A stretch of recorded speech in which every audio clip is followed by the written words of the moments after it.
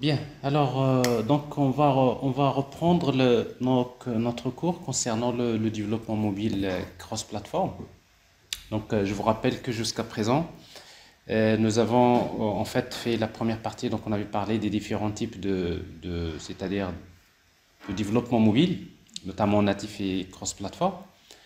Donc on a fait quelques activités pratiques sur le système Android, donc les bases de Android. Donc vous avez fait quelques exemples d'applications. Également, donc, nous avons présenté l'architecture de Flutter d'une manière générale et après, nous avons donc vu comment créer une application de base sur Flutter. Et donc, nous avons dit que Flutter, en fait, c'est un framework qui permet de développer des applications cross-platform, qui est très intéressant parce qu'en fait, avec Flutter, vous pouvez développer des applications aussi bien mobiles. Vous pouvez également développer aussi des applications web, des applications desktop. Donc globalement, c'est les multiplateformes dans le vrai sens. C'est-à-dire, bien sûr, nous allons continuer. Il y a pas mal de choses que nous allons faire encore.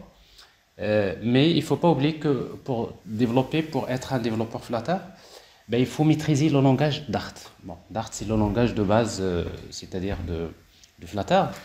Donc la dernière fois j'en ai parlé un petit peu, mais il va falloir qu'on fasse d'abord une présentation sur ce langage-là. Il faut le maîtriser, parce qu'en fait la maîtrise de Flutter nécessite de maîtriser donc ce langage de programmation. Alors c'est pour cela donc je vais essayer donc de vous présenter, de revenir sur les concepts fondamentaux de l'orienté objet avec le langage Dart. Alors c'est peut-être dans ce cours on va pas faire des choses extraordinaires, mais on va faire quelque chose de très important parce que en fait les concepts fondamentaux de l'orienté objet c'est quelque chose, enfin c'est des concepts que vous avez déjà en fait implémentés en langage Java. Donc vous avez fait déjà un cours sur Java, donc ça suppose que vous avez fait déjà les concepts fondamentaux de l'orienté objet, vous les connaissez. Vous les avez implémentés dans Java, mais il faut également savoir comment implémenter tous ces concepts dans un langage comme Dart. Vous avez fait également du JavaScript, aussi du PHP, donc c'est-à-dire dans chaque langage, il a sa propre spécificité pour implémenter donc ces concepts fondamentaux. Alors, la maîtrise des concepts fondamentaux de l'orienté objet, il est très très important pour quelqu'un qui fait le développement aussi bien back-end que front-end. Il ne faut pas se tromper parce que parfois, contrairement à ce que l'on puisse croire, c'est que parfois il y en a ceux qui disent moi je vais travailler dans le front-end, donc je n'ai pas besoin d'avoir un grand niveau en tant que développeur, c'est-à-dire je n'ai pas besoin d'un niveau de maîtrise du langage très approfondi. Alors, au contraire, c'est que quand vous faites le front-end, vraiment, si vous voulez, en entreprise, euh, on a besoin vraiment de créer des applications de qualité, faciles à maintenir. Ben alors, si vous voulez créer une application, oui, allez-y.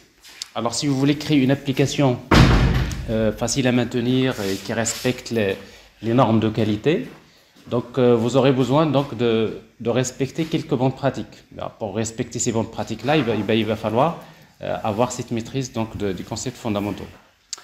Alors, dans la suite de développement Flutter, nous allons voir que pour développer des... Bien, alors donc, je disais donc, dans la suite c'est-à-dire du cours de Flutter, nous allons voir comment utiliser ce qu'on appelle une solution de state management, parce qu'en fait, pour créer des grandes applications, donc vous aurez besoin d'utiliser une solution de state management, et pour cela, il faut utiliser des patterns, donc comme par exemple Block, Business Logic Components.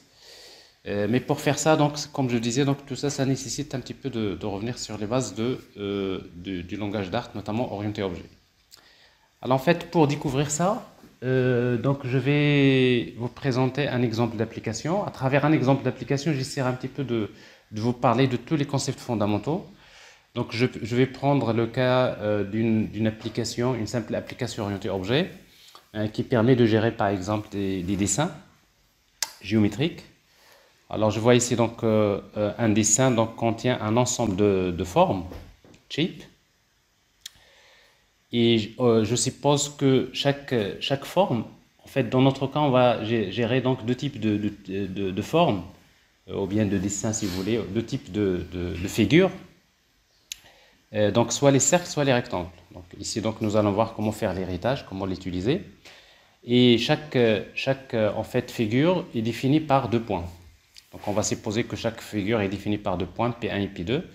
Alors par exemple, pour un cercle, c'est une figure pour lequel le point P1, ça représente le centre. Donc pour le cercle, donc, le point P1, ça représente le centre, P1. Et P2, c'est en fait un deuxième point du cercle, P2. Parce que généralement, quand on va dessiner un cercle, c'est ce qu'on fait. On va cliquer sur un point et après on clique sur un autre point et on finit par dessiner un point. Donc on suppose que c'est comme ça. Donc ça c'est pour le cercle. Et pour le rectangle, on suppose qu'un rectangle est défini également par deux points. Alors P1, ça représente le coin supérieur gauche. Et P2, ça représente le point inférieur, plutôt le point, voilà, le point inférieur droit, P2. Donc, ce qui fait qu'on va supposer, quand on va dessiner par exemple un cercle, on va en fait cliquer sur un point et après on va en fait cliquer sur un deuxième point de la diagonale et on finit par dessiner un rectangle. Donc, ça c'est notre cas. Et pour chaque figure, nous aurons besoin, donc déjà un point est défini par ses coordonnées x, y, ça c'est du classique.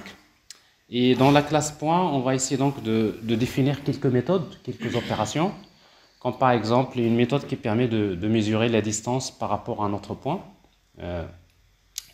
Et après des méthodes classiques qu'on va retrouver quasiment quand on va travailler avec Flutter. À chaque fois que vous créez une classe, vous aurez besoin de voir comment transformer un objet JSON plutôt un objet Dart en JSON. Et après l'inverse, c'est-à-dire à partir de JSON, comment récupérer l'objet Dart, etc. Donc ça c'est des choses qu'on va faire. Donc on va quasiment trouver toujours des méthodes comme ça, to JSON, from JSON. Donc c'est des méthodes qu'on va utiliser. Et pour chaque figure, nous allons définir des méthodes abstraites, parce qu'en fait, la classe figure, c'est une classe qui est abstraite.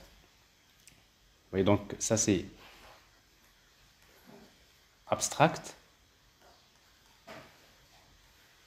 Et juste pour rappeler, en fait, une classe abstraite, c'est une classe qui est utilisée pour en créer des classes dérivées. Donc, c'est-à-dire, on peut hériter d'une classe abstraite. Ben justement, dans la classe figure, on va définir quelques méthodes abstraites, comme par exemple getPerimeter. Donc, c'est pour calculer le périmètre d'une figure. Le périmètre d'une figure, par exemple, pour le périmètre. Le périmètre d'un cercle, c'est quoi? Si vous vous rappelez, c'est pi r au carré, n'est-ce pas? C'est pi, c'est 3,14 fois le rayon, parce que là, après, il faut calculer le rayon, fois le rayon au carré. Bon, ça, c'est pour le périmètre d'un cercle. Et pour le rectangle, le périmètre, c'est la longueur, c'est la large, si vous voulez, on va l'appeler width fois height, c'est la hauteur. Donc, le périmètre, c'est là, plutôt c'est H fois W. C'est-à-dire c'est le 8 fois la height. Bon, ça c'est pour le cas de... Non, attendez, ça c'est la surface. N'est-ce pas? Oui. Alors, merci de le dire. Alors, je vais... Alors, c'est pas bon. Pas ça. Ça c'est la surface. Alors tout ça, c'est des rappels. Alors donc pour le cercle, le périmètre, plutôt le périmètre c'est quoi? C'est deux fois, plutôt le périmètre c'est quoi? C'est non, pour le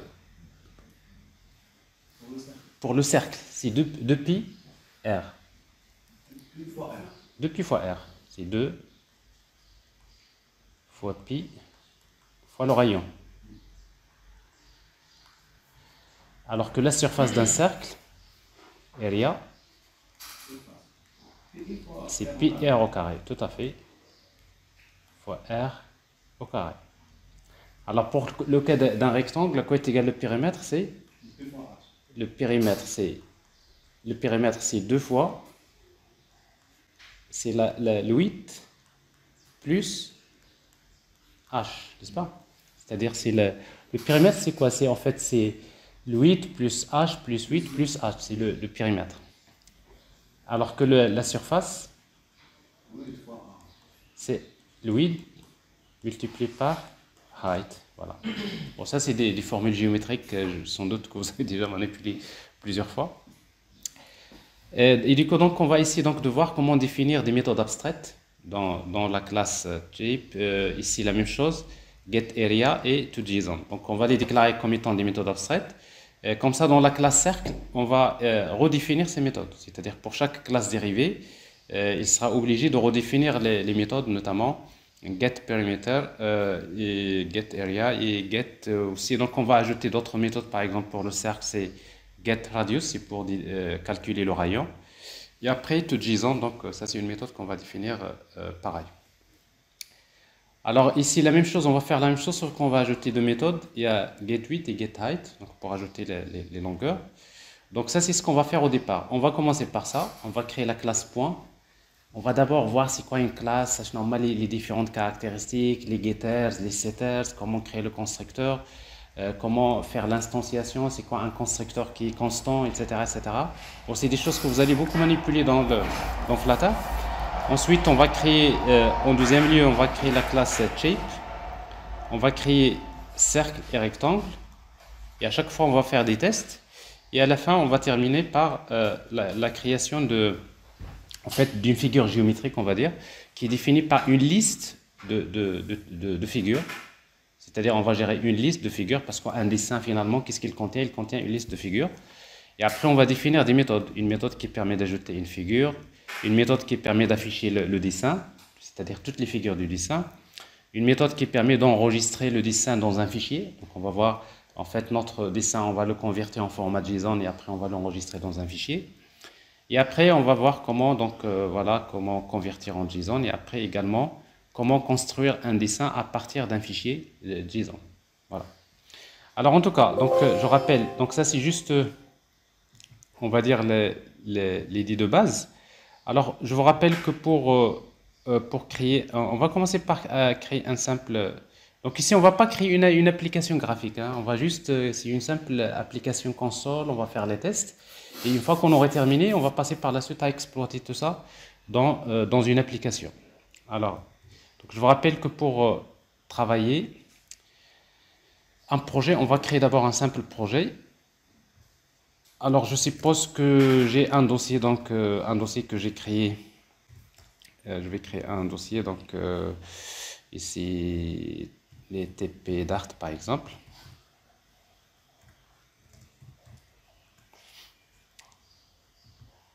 Et dans lequel on va utiliser donc Flutter. Create le nom de l'application, donc je vous rappelle. Mais avant ça, donc on va juste rappeler la version de Flutter qui est installée. Alors j'imagine que si vous êtes à jour, donc vous devrez avoir minimum la version 2.10, sinon la version 2.15.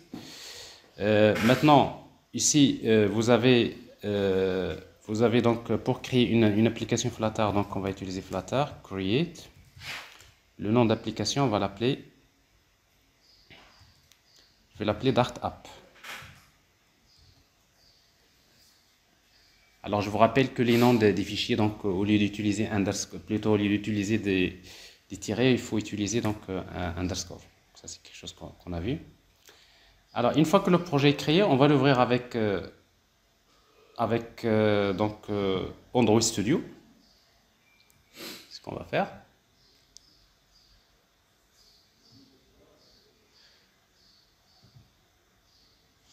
Alors nous avons un dossier que nous avons créé qui s'appelle, dans le dossier de l'application plutôt, c'est Dart Apps, n'est-ce pas? Alors c'est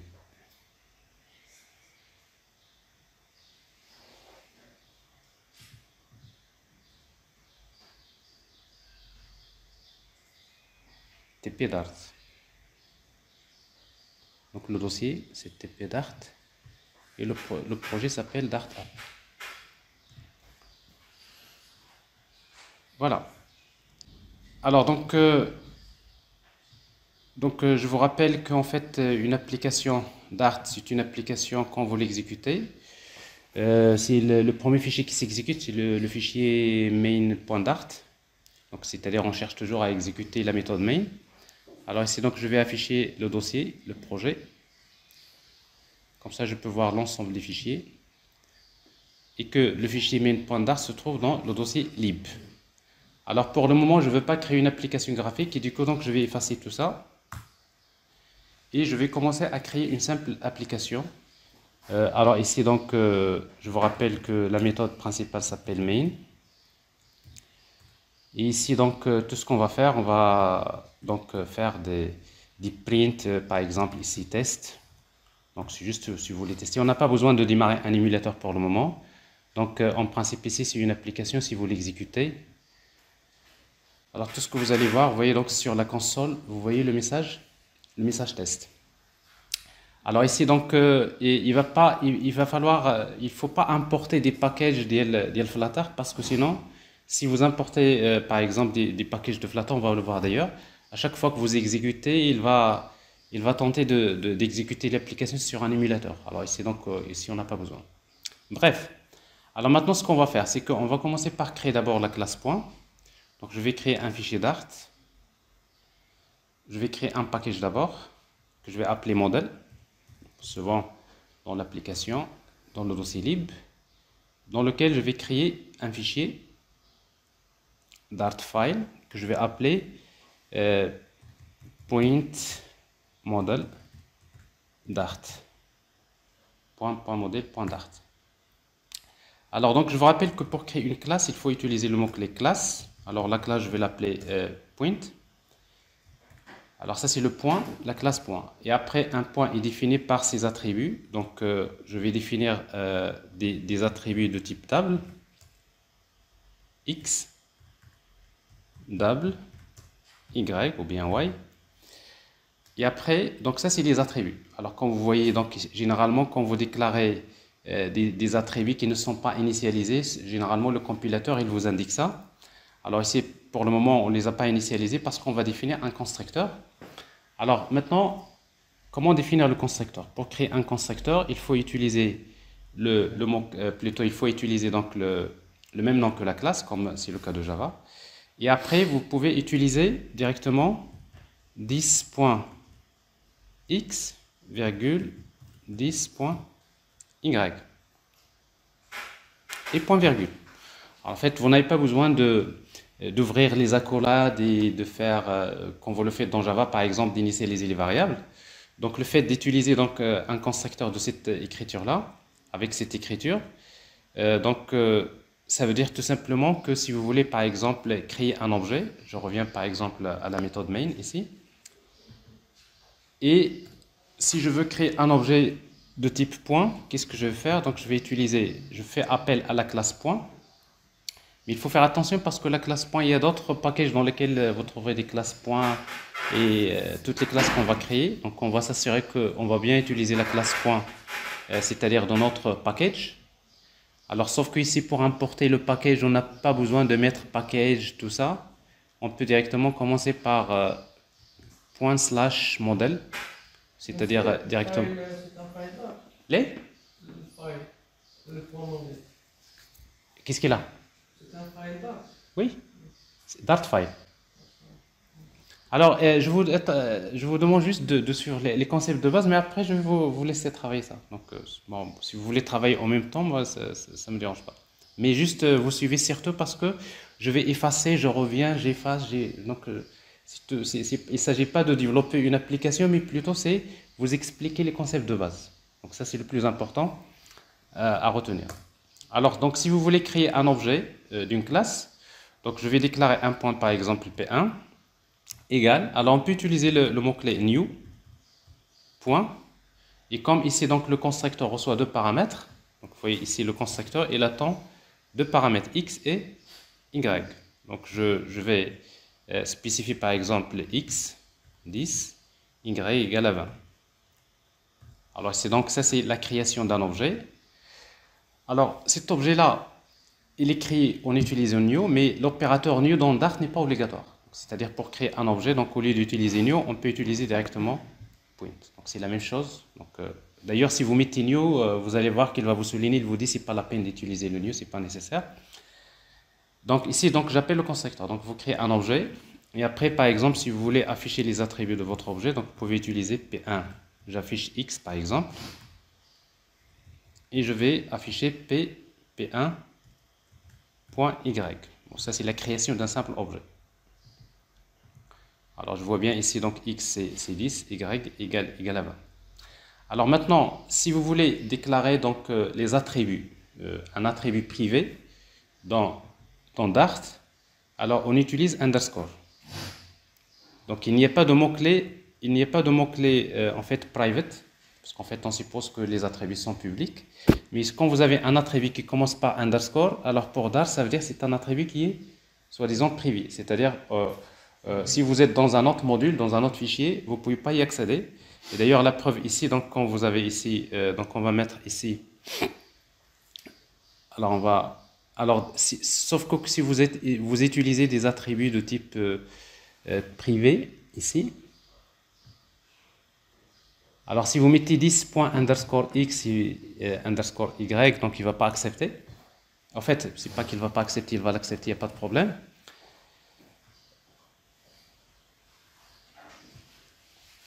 Alors, si vous faites ça, donc maintenant, vous allez voir que vous créez l'objet, mais par contre, si vous tentez d'accéder, par exemple, aux attributs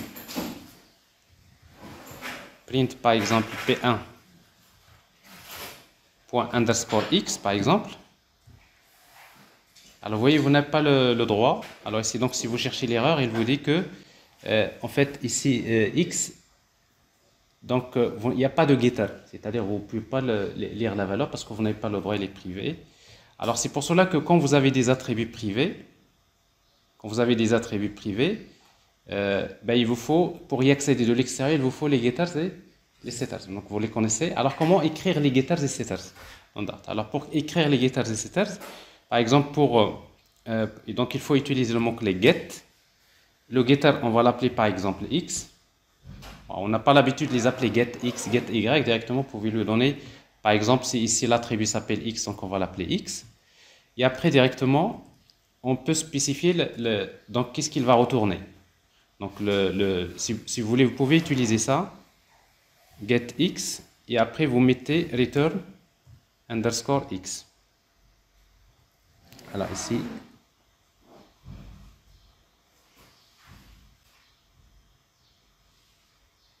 alors get x return underscore x. Parce qu'en fait, quand vous utilisez get, en fait, vous n'avez pas besoin de mettre les parenthèses parce que ce n'est pas une méthode normale. Alors, vous pouvez travailler comme ça, les getters, vous pouvez les écrire comme ça. Alors, sauf que d'une manière générale, dans Dart, quand vous avez une fonction, une méthode qui contient une seule instruction, ça vous le savez, c'est qu'au lieu d'utiliser les accolades, je supprime les accolades et vous mettez la notation arrow, c'est-à-dire la notation fléchée, et après vous supprimez le return. Bon, ça, pratiquement, c'est pareil. Donc, ça, c'est au lieu d'utiliser, quand vous avez accolade, return quelque chose, et bien tout simplement vous supprimez les accolades. Quand vous avez une seule instruction, donc on peut revenir à cette syntaxe comme ça. Ben, du coup, donc la syntaxe d'un getter, donc vous pouvez l'écrire comme ça, de la même manière. Par exemple, get y, get y. Alors ça, c'est pour les getters. Et pour les setters,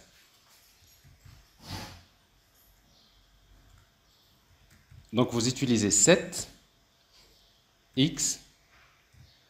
Il faut spécifier, parce qu'en fait le setter reçoit une valeur.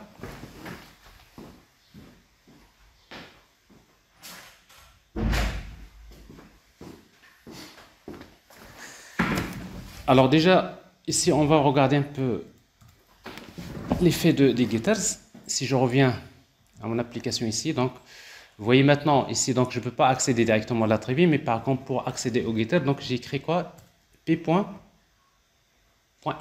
Alors quand vous écrivez P1.x, c'est-à-dire c'est comme si vous faites get x. Et la même chose ici. Donc vous appelez P1.y.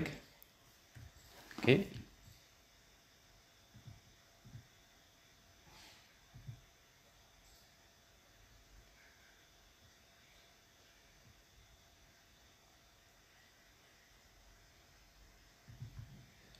Alors, vous voyez donc l'un des problèmes qui va vous arriver souvent, c'est que par erreur, parfois, vous importez des packages. Vous voyez donc il y a un package qui a été importé, et dès que vous tentez d'exécuter, il vous dit il n'y a pas de device. C'est-à-dire, parce qu'en fait, quand vous exécutez, il essaie de chercher un émulateur. D'accord? Il faut toujours faire attention à ça quand vous faites cette activité-là. Il faut s'assurer que vous n'avez pas importé par erreur donc des packages qui sont liés à Flutter. Donc ici, donc je vois donc là, il n'y a pas de problème. Mais par contre, je ne peux pas modifier. Je peux pas. J'ai le getter, mais je ne peux pas modifier. Donc, si vous mettez par exemple p1.x égale par exemple 60, ben, il va vous dire qu'il n'y a pas de, setter. Parce qu'on ne peut pas modifier la valeur de l'attribut. On ne peut pas écrire également p._x parce qu'en fait, on ne peut pas y accéder, c'est privé. Alors donc, pour définir les setters, la syntaxe est la suivante, c'est set, le setter c'est x, entre parenthèses vous spécifiez la valeur, value, et directement vous pouvez spécifier, voilà, et vous affectez à x égale à quoi? Égale value. Donc c'est-à-dire, on va lui transmettre la valeur, et cette valeur, il va la stocker dans la variable x. Alors c'est pareil, donc je peux faire par exemple pour y, un setter y, la valeur c'est, voilà, y. Alors vous pouvez faire ça, vous pouvez également spécifier c'est-à-dire le type, il n'y a pas de problème, mais ici donc généralement c'est comme ça qu'on crée les setters. Alors vous voyez donc ça c'est le get, les getters, la syntaxe des getters. Et ça, c'est la syntaxe des setters. Alors, pour l'utiliser, ici, donc, vous voyez, donc, je peux modifier maintenant, je peux faire p1.x égale, par exemple, encore 50. Et je peux modifier la valeur de l'attribut y. Il n'y a pas de problème ici. Donc, j'ai montré comment créer donc, les getters et les setters.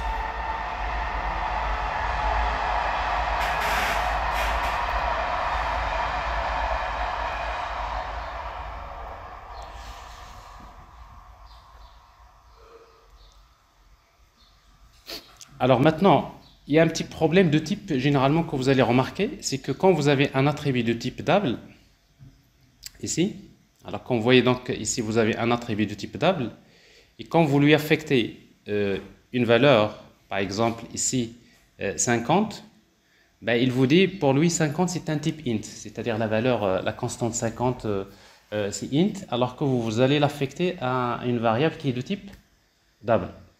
Alors, c'est pour cela que quand vous spécifiez une valeur, par exemple, de type double, vous allez, pour qu'il sache qu'il s'agit d'une variable de type double, eh bien, il faut spécifier ici point quelque chose.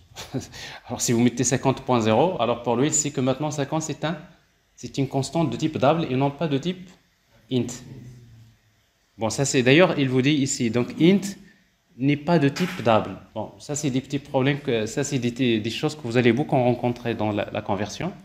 Alors si vous faites ça, donc si vous le laissez comme ça, donc ça va passer. Il n'y a pas de problème. Ou bien tout simplement ici dans notre setter, ben, on va clairement spécifier que la valeur elle est de quel type. Parce que là, on n'a pas spécifié le type de la valeur du setter. Vous voyez ici, donc, on peut spécifier, donc, là, on peut spécifier la valeur, plutôt le type.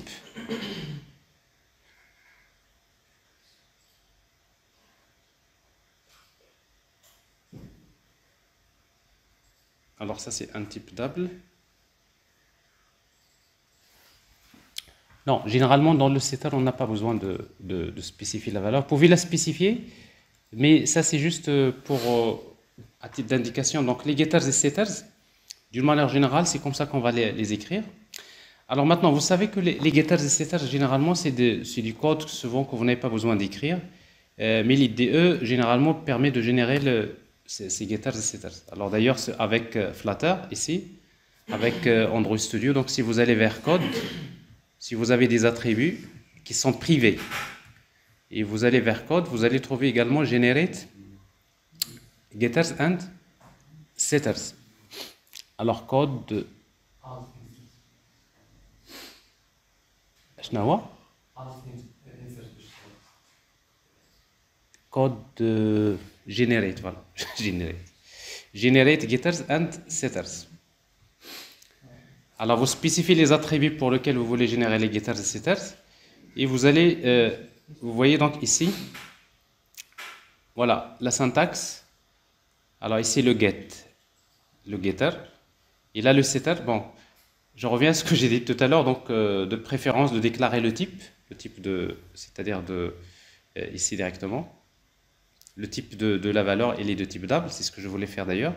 Ça c'est le getX et ça c'est le setX. Ok. Alors si vous exécutez, donc vous voyez, donc c'est pareil.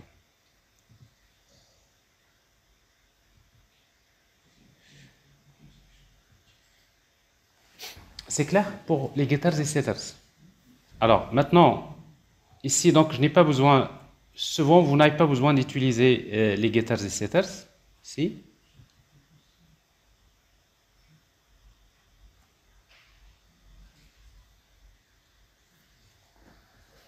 Et dans ce cas-là, donc on n'a pas besoin de mettre les attributs privés. Donc dans la majorité des cas, en fait, on n'est pas forcément obligé de passer par des attributs privés. Donc je garde des attributs publics, mais les attributs publics, d'une manière générale, ici, les attributs, quand vous déclarez final, alors vous savez, donc je vous rappelle que final c'est quelque chose qui est très utilisé. Alors final, ça veut dire quoi? Final, ça veut dire qu'une fois qu'on lui donne une valeur, après on ne peut plus la modifier. C'est une constante, exactement. C'est toujours la même chose dans Java. On va dire que ce n'est pas constante, mais c'est une valeur finale. Une fois que vous lui attribuez la valeur, alors après, on ne peut pas modifier. Alors maintenant, si vous le laissez comme ça, donc vous allez avoir tout simplement ici, vous voyez, qu'est-ce que vous avez ici? Donc vous créez un point P1. Bah, vous pouvez afficher, il n'y a pas de problème. Mais si vous tentez de modifier,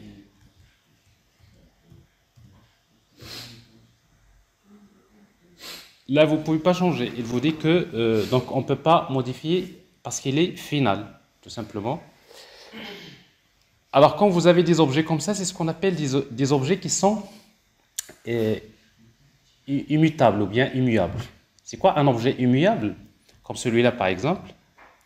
Alors, un objet immuable, donc c'est un objet, quand on le crée, on va lui transmettre les attributs via le constructeur, n'est-ce pas? On va lui donner les données, comme ici, mais une fois qu'on le crée, on ne peut plus le modifier, on ne peut plus changer les données.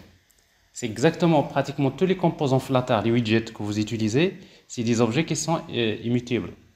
C'est-à-dire que quand vous les créez, vous les transmettez les données, mais après, par la suite, vous ne pouvez pas modifier leurs caractéristiques. C'est-à-dire au moment de la création que vous avez besoin de donner les attributs. Alors c'est pour cela qu'on va garder donc cette forme comme ça. Alors ça c'est le constructeur, on va dire le constructeur classique. Alors il y a également une autre façon d'utiliser un constructeur, ce qu'on appelle c'est les constructeurs, c'est le constructeur avec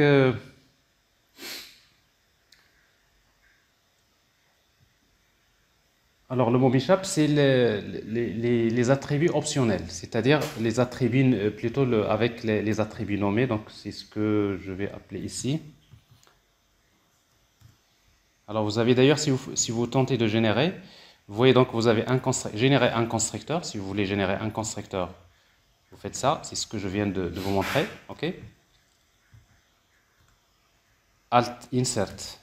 Vous pouvez générer un constructeur avec, voilà, un named argument constructor, c'est-à-dire c'est un constructeur avec des arguments nommés. Alors si vous faites ça, Alors vous allez voir la syntaxe, il est relativement différente. On va l'écrire d'abord. Donc qu'est-ce qu'on va faire? Donc on va utiliser les accolades. Donc dans le constructeur, on va utiliser les accolades et après on va utiliser 10.x, virgule, 10.y. Alors sauf que ici, par défaut, les attributs ne sont pas obligatoires. Alors ici, donc si vous mettez pas final, ici, alors plutôt, donc on va toujours garder final.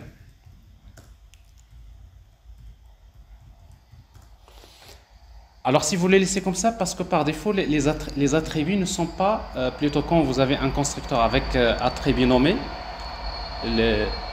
au moment de la création, par défaut, ils sont optionnels. C'est-à-dire, je ne suis pas obligé de préciser tous les paramètres du constructeur. Alors c'est pour cela ici, il vous dit que ici vous avez une variable qui n'est pas initialisée, mais là, le paramètre ne peut pas avoir une valeur nulle par défaut, parce que la valeur par défaut de x c'est nul. Alors dans ce cas-là, vous avez deux façons pour résoudre ce problème. Ben, le premier, c'est soit d'utiliser, par exemple, dans l'attribut x de type DAL, vous ajoutez un point d'interrogation.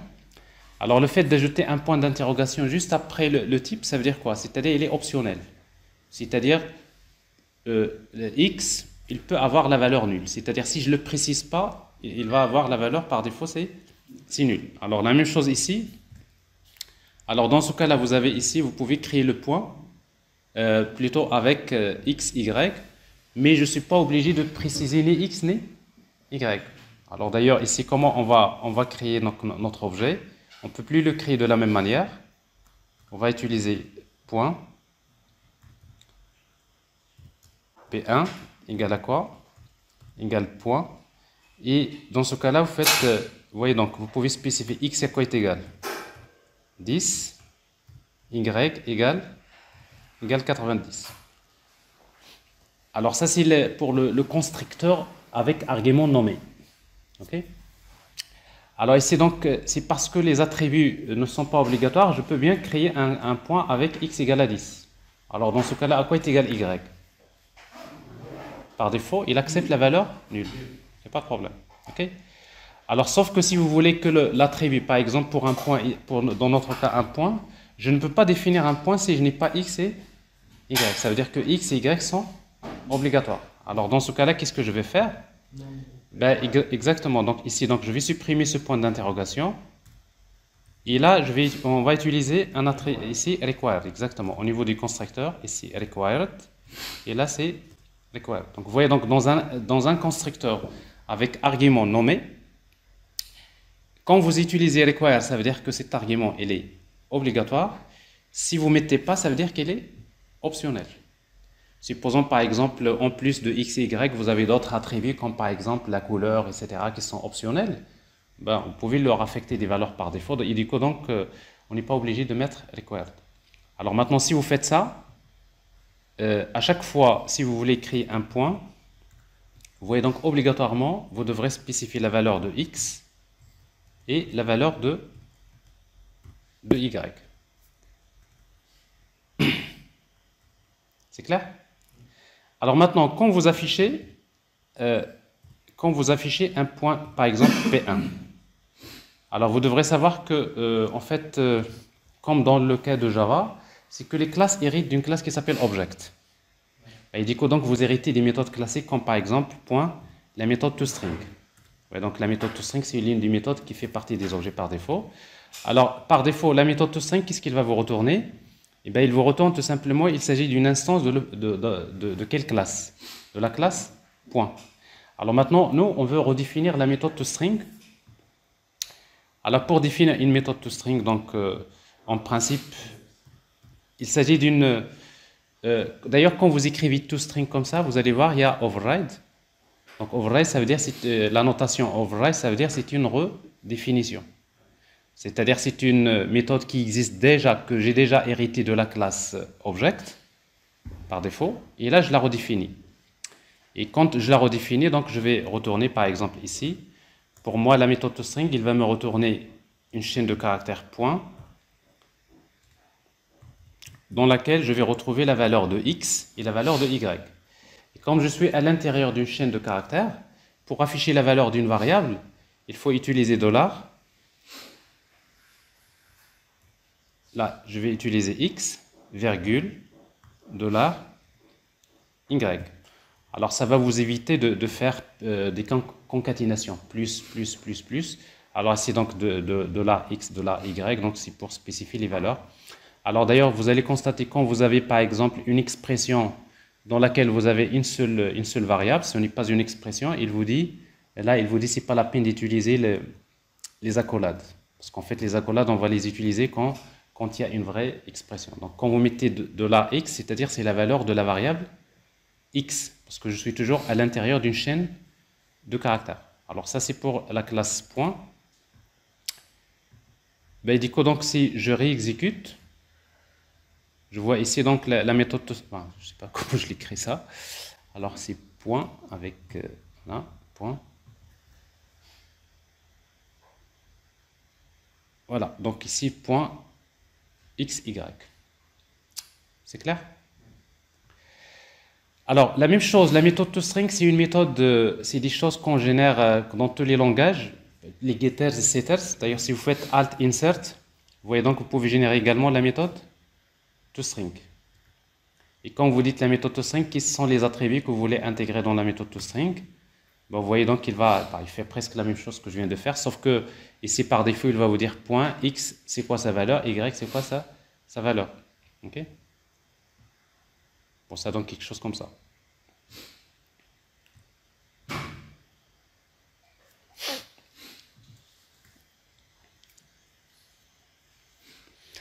Alors une autre méthode, en fait.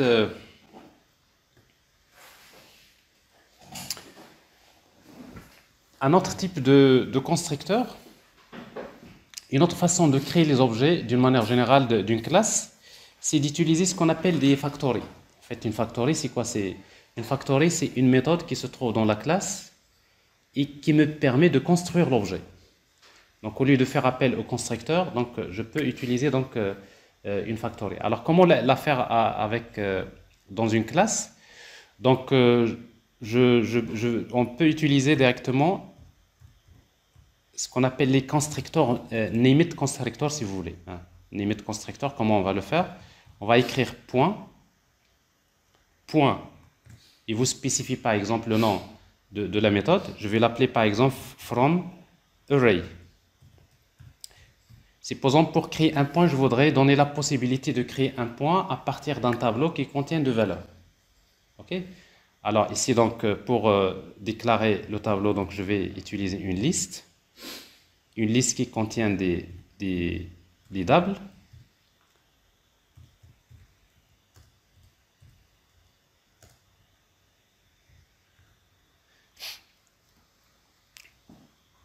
Et c'est-à-dire dans cette fabrique, si vous voulez, qu'est-ce que vous faites généralement? On va juste initialiser les variables. Alors x à quoi est égal? Supposons que pour moi data, le premier élément data de 0, ça va représenter x. Et y égale data de 1.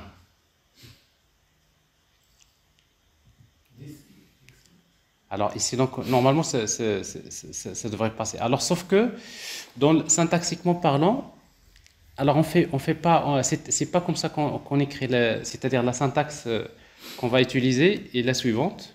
On va mettre ici dans la méthode, on va mettre 2 points directement, sans mettre les accolades. Et vous mettez directement x égale à quoi? Égale data de 0, virgule, à quoi est égal y? Data de 1. Et après, vous terminez par point virgule. Alors, c'est quoi ça? Donc, ça, c'est une méthode. C'est comme si vous ajoutez à votre classe, on va dire, une fabrique qui vous permet de construire un point à partir des paramètres. Pourquoi? Parce que dans Dart, ce n'est pas comme dans Java. Dans Java, on peut définir plusieurs constructeurs. D'accord? Et dans Dart, vous avez droit à un seul constructeur, mais si vous voulez donner d'autres possibilités de construire les objets, ben, il faut passer via ce qu'on appelle des constructeurs nommés, named constructors. Alors maintenant, si vous voulez utiliser ce genre de constructeur-là, comment on va l'utiliser dans notre application? Ben, je vais créer maintenant un point P2 égale à quoi? Directement point, c'est pas le, ça c'est le constructeur, c'est point from array. Et c'est quoi pour moi le tableau? Bon, un tableau, je peux l'écrire comme ça. C'est un tableau comme dans JavaScript. Le premier élément, par exemple, c'est 33. Le deuxième élément, c'est 44. Alors, vous voyez donc ici, donc, qu'est-ce que je suis en train de faire? Je suis en train de créer un point en utilisant cette fois-ci le constructeur nommé. Okay.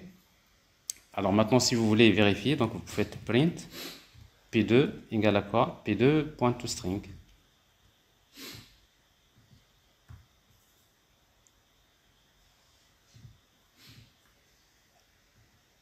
Alors, vous voyez, donc ça c'est point. J'ai construit le point. Le premier point, je l'ai construit avec quel constructeur? C'est le constructeur avec argument nommé. Et le deuxième point, je l'ai construit en utilisant le named constructor, c'est-à-dire le constructeur nommé, c'est-à-dire ce qu'on appelle parfois la factory. Okay. Est-ce que c'est clair? Alors, je reste toujours, vous voyez, donc jusqu'à présent, je n'ai pas fait grand-chose, donc je suis toujours en train de rester sur une classe. Alors, dans cette classe point, j'aurai besoin d'ajouter une méthode qui permet de calculer la distance par rapport à un autre point. Parce que souvent, dans les figures géométriques, on a souvent besoin de connaître la distance entre deux points. Alors, pour cela, donc, je vais créer une méthode ici, que je vais appeler, bah, je peux l'ajouter là où je veux. Alors la méthode, donc je rappelle, ça c'est le constructeur, ça c'est le deuxième constructeur soi-disant nommé, et je vais créer une méthode que je vais appeler distance, c'est une méthode qui va retourner un double, distance to un autre point.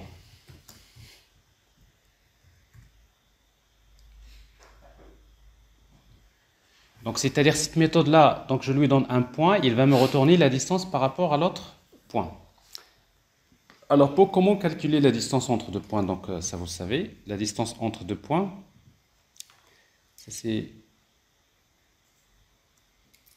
Alors, si j'ai par exemple un point P, P1 par exemple, j'ai un autre point P2, ok? Alors ça c'est avec ses coordonnées x, y, et ça c'est avec ses coordonnées x, y. Alors je veux calculer la distance. Alors, bon, ça c'est des petits calculs géométriques. Normalement la distance c'est quoi? Ben, il faut connaître cette distance-là. Ça c'est quoi? Ça c'est la largeur, c'est le width. Et ça c'est height. Alors c'est quoi le W? Width. Normalement c'est P2.x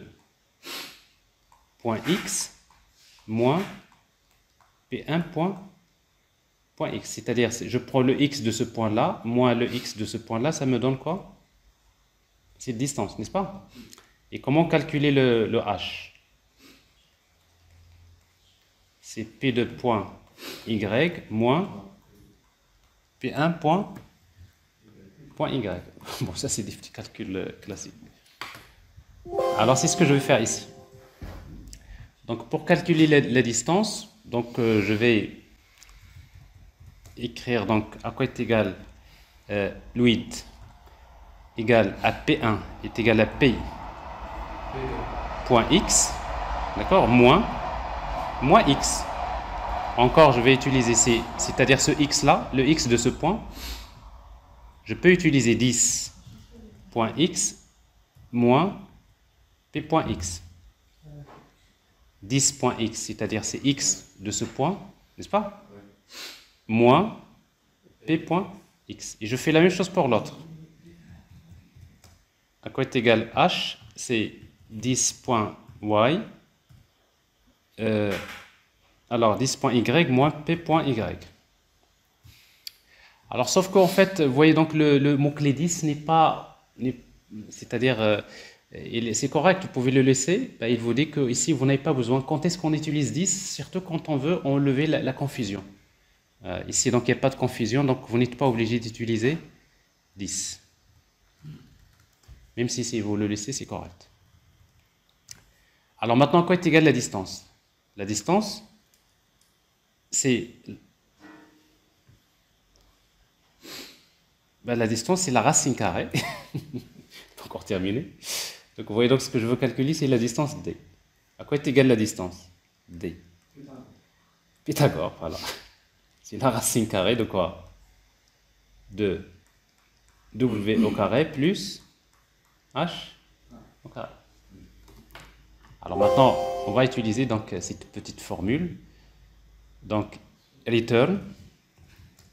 Alors pour la racine carrée, on va utiliser SQRT, la fonction SQRT.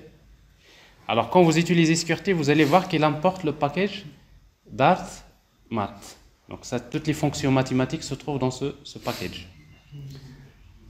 Alors x au carré, donc c'est plutôt donc c'est W fois W plus H fois H. Voilà. Alors ça c'est la distance à un point. La méthode Adil va nous intéresser la suite, là on va beaucoup l'utiliser. Donc c'est pour cela que je l'ai mis dans cette classe. Alors pour la tester, donc ici je vais afficher. Par exemple, je veux calculer la distance de P1 par rapport à P2. Ben, qu'est-ce que je vais faire? Donc je vais utiliser tout simplement print. C'est P1 point distance to P2. Donc P1 distance to P2. Donc ici, ça me donne un calcul, ça me donne 34, etc. Alors une autre chose, souvent quand vous affichez des doubles, d'ailleurs on va le voir dans les applications mobiles, on n'a pas besoin d'afficher une dizaine de chiffres après la virgule.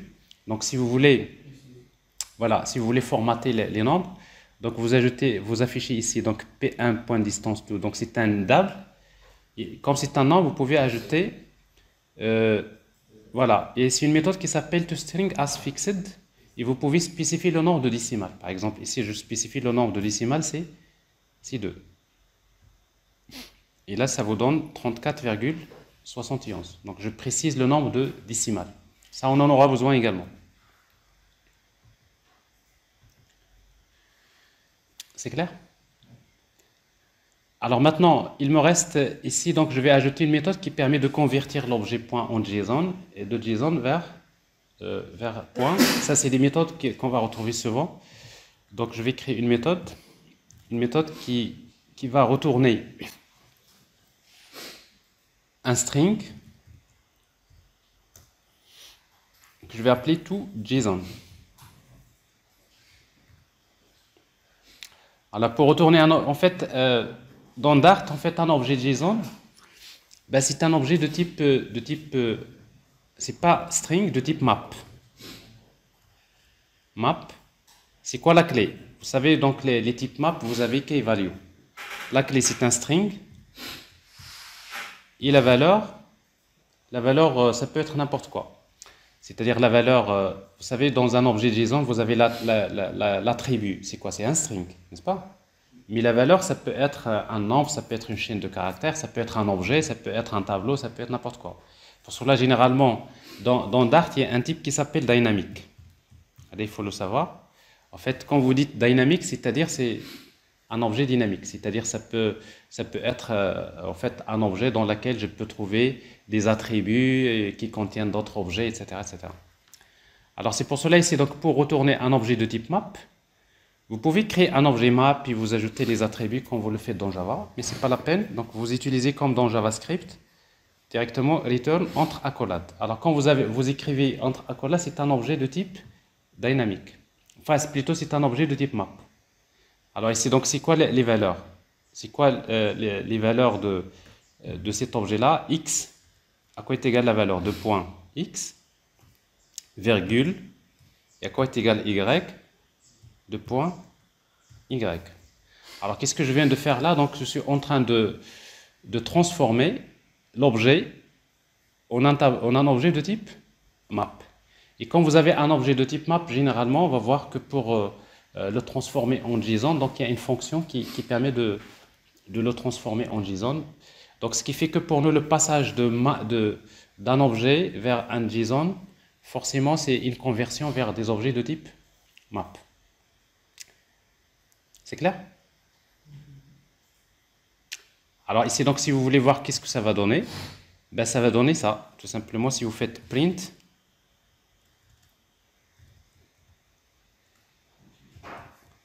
p1.toJSON.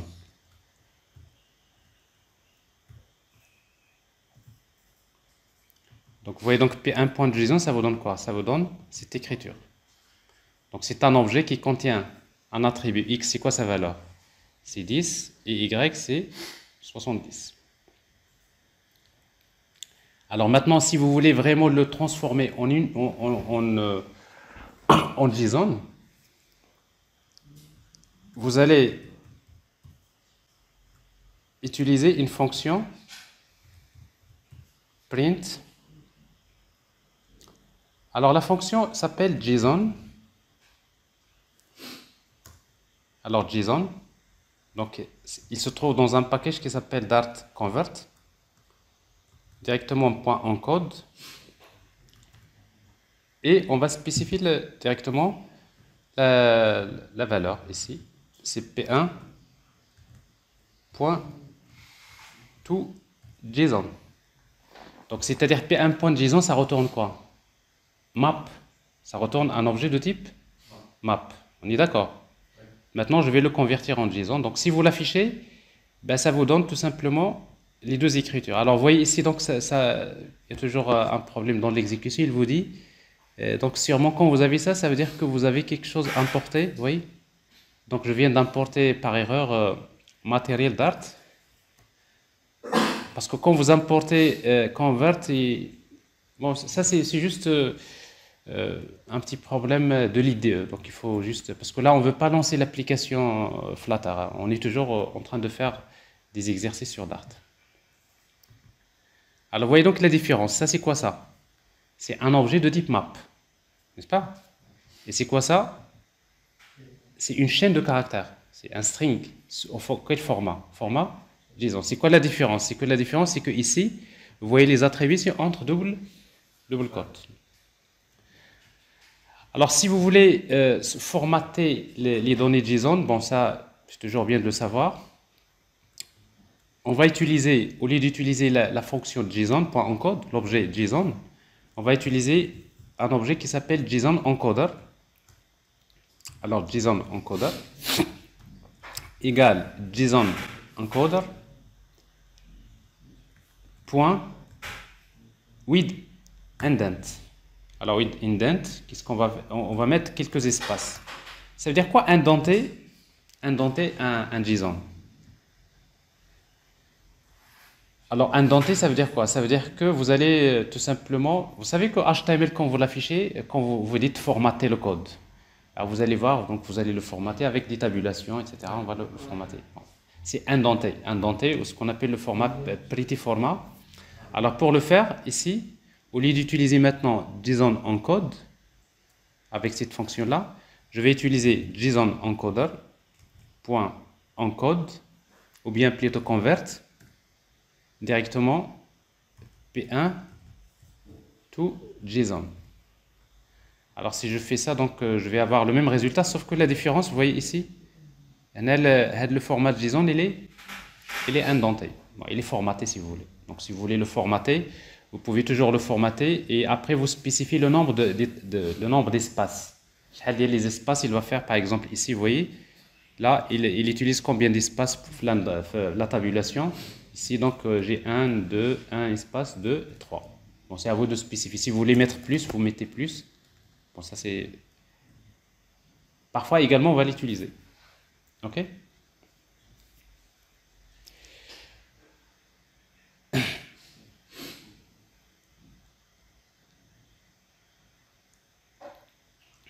C'est clair? Bien. Alors, et en fait, si on veut faire l'inverse, c'est-à-dire j'ai ici, donc vous avez l'objet to JSON. Alors si je veux faire l'inverse, donc je vais créer une méthode, c'est-à-dire je vais créer un constructeur, construire un point à partir des données JSON. Ben, je vais faire comme tout à l'heure ici. C'est point from map ou bien from JSON. Alors maintenant, qu'est-ce qu'on va lui donner? On va lui donner un objet de type map.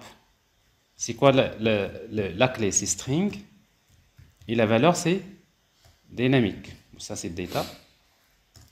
Et dans lequel vous dites tout simplement à quoi est égal x. X, c'est data. Parce que data, maintenant, c'est une map.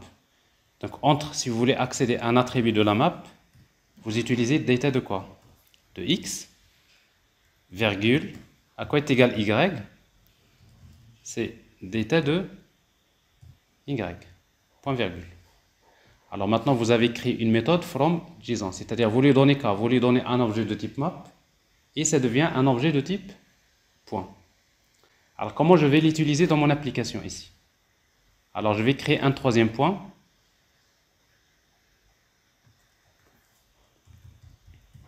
P3 égale à quoi? Égale point from JSON. Alors maintenant, from JSON, je vais lui donner quoi? Un objet de type map. Et pour écrire un objet de type map dans Dart, j'utilise les accolades directement ici. À quoi est égal x? X c'est quoi? C'est par exemple 34. Et y c'est quoi? C'est 55. Mais bien sûr, dans la map, x c'est un string et y c'est un string.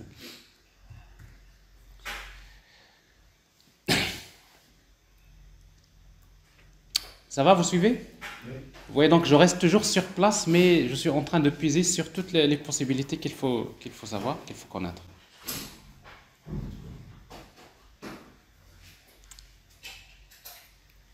Alors ça va pour les gens qui sont à distance?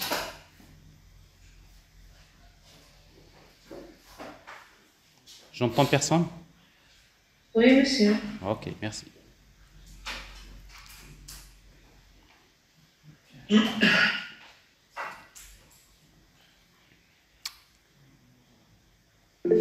On avance? Avec? Vous êtes sûr? Alors, donc ici, donc, je crée un point P3 à partir de map. D'ailleurs, ici, donc, je vais encore faire P3, point to string, ou bien to JSON, point to string. Maintenant, j'affiche les informations sur P3. Vous voyez ça ici. Alors, ça c'est tout. Attendez, il faut que je sépare ça comme ça. Non, il y a un petit problème ici. Encore le problème, il est dû à quoi? Vous voyez donc toujours, il y a une importation. Hein? C'est des valeurs doubles, voilà, exactement. Merci de l'avoir dit. Alors, vous voyez donc ici, quand vous faites les conversions dynamiques, l'objet, parce que je suis en train d'affecter ici x, data de x. Alors, data en principe, ici, c'est quoi? Si vous voulez, data de x, c'est quoi? C'est un objet de type dynamique, d'accord? Alors, donc, quand vous mettez les constantes, comme ça, pour lui, 34, c'est un int. D'ailleurs, il vous dit que int ne peut pas être, c'est pas un type, c'est pas un subtype d'IL double. Donc ici, donc, je suis obligé de mettre quoi? Point 0. Soit vous faites ça, point 0. Alors parfois, ce qui se trouve quand vous récupérez les données le backend, vous récupérez des données JSON, mais vous ne pouvez pas changer les valeurs, parce que les valeurs, ils viennent. Donc qu'est-ce que vous allez faire dans ce cas-là? Ben, il faut faire la conversion ici. C'est-à-dire, vous lui dites ça, il faut utiliser double.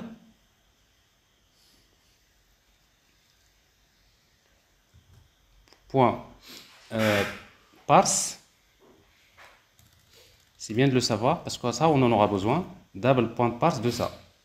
C'est-à-dire, data de x, que ce soit int ou bien, etc., je vais le convertir en double. La même chose ici.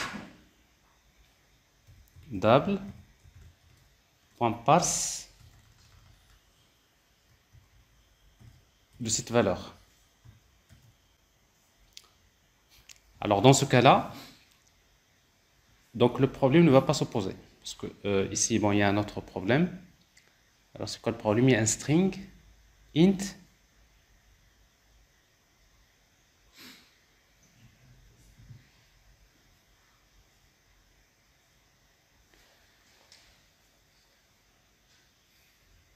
alors double.parse. Ah d'accord. En fait, c'est pas ça. Parce que parse, on l'utilise quand est-ce? Quand on veut convertir un string en valeur. C'est-à-dire si c'était un string, une valeur de type string, je veux le convertir en double, je peux faire ça. Mais sinon, en fait, on n'a pas besoin. Ici, vous utilisez directement point double value, je pense, double, point double. Bah, si vous cherchez quelque chose comme Java, vous allez trouver value of, mais c'est pas ça. Alors double. Ah bon.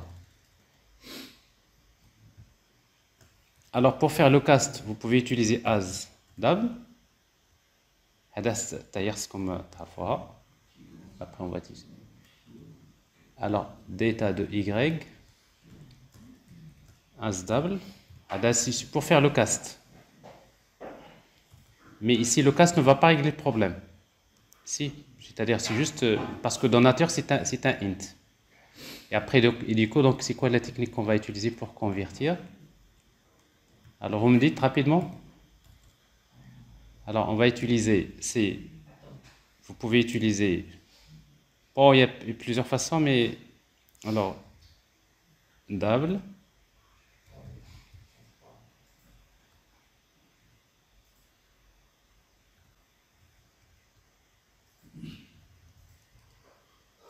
alors double point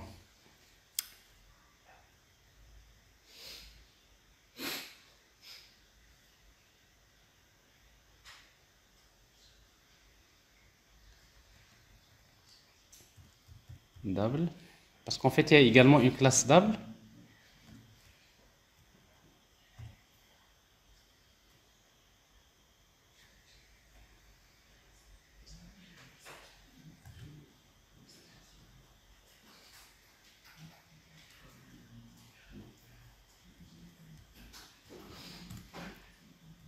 Alors je ne vais pas tâtonner, mais je vais rapidement chercher.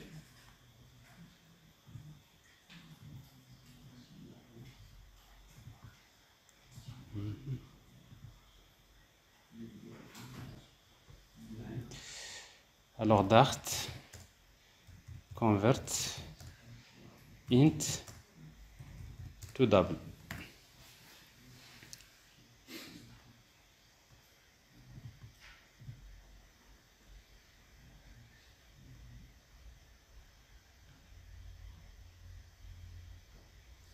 Donc normalement to double. Ça to double. ولكن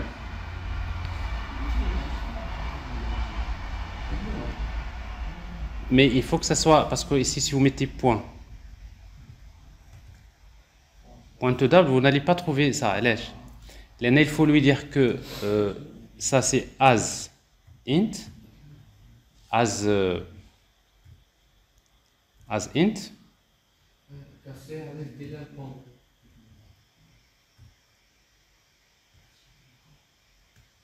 نخصني نحيد هاد هنايا.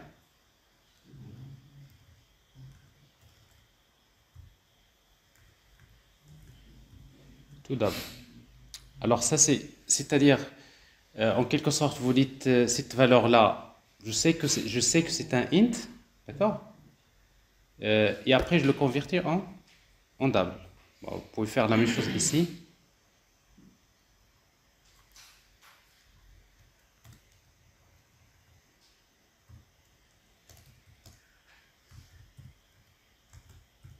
Bon, je pense que ça c'est des problèmes de conversion, vous allez vraiment les rencontrer. Il y a une parsement string, double, int, etc. Donc il faut savoir le faire. Il faut donc connaître le type qu'on récupère déjà, si par exemple le backend vous envoie la valeur en type int, vous voulez la stocker dans Dable, donc il faut faire ça. Si c'est autre type, il faut voir comment faire la conversion. Alors ici, donc ça va passer. Donc ici, je ne suis pas obligé, vous voyez ici, j'ai un point. Donc ici, donc j'ai un point P3 qui est écrit à partir de JSON.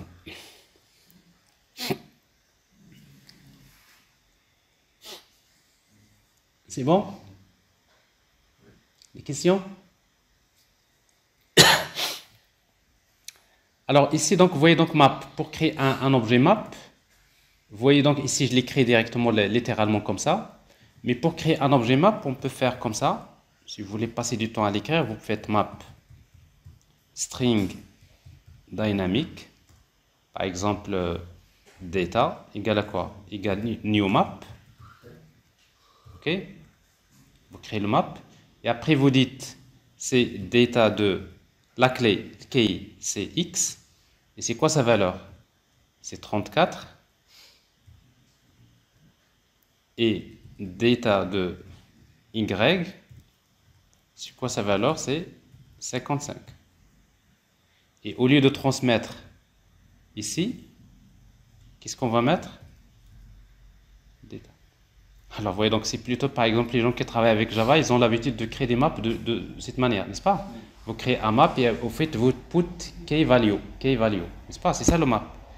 Alors, sauf qu'au lieu d'utiliser avec Dart, au lieu d'utiliser cette syntaxe, créer l'objet map et après vous mettez les clés, et bien, tout simplement, vous pouvez le faire de cette façon. Directement, ici, le map, c'est quoi? Ben, vous dites, voilà, c'est ce que je viens de faire tout à l'heure, tout simplement. Ça, c'est la première syntaxe, et ça, c'est la deuxième.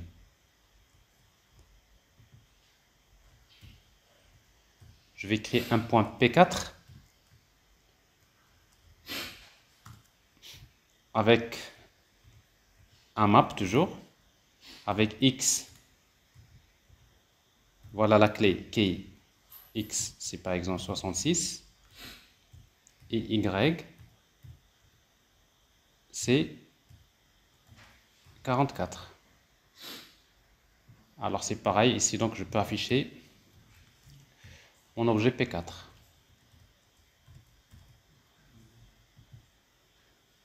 Voilà, donc ça c'est pareil. Donc vous voyez, donc ça c'est deux syntaxes. Ici c'est un objet map et c'est pareil pour l'autre. Alors il y a des retardataires.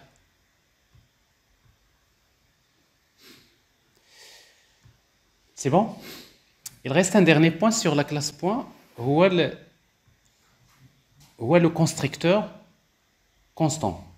Avec le mot const. Vous allez beaucoup le trouver dans Flutter. Et d'ailleurs, à un moment donné, il faut le comprendre. Regardez bien. Pour comprendre ce mot const, c'est-à-dire un constructeur de type constant, si vous voulez.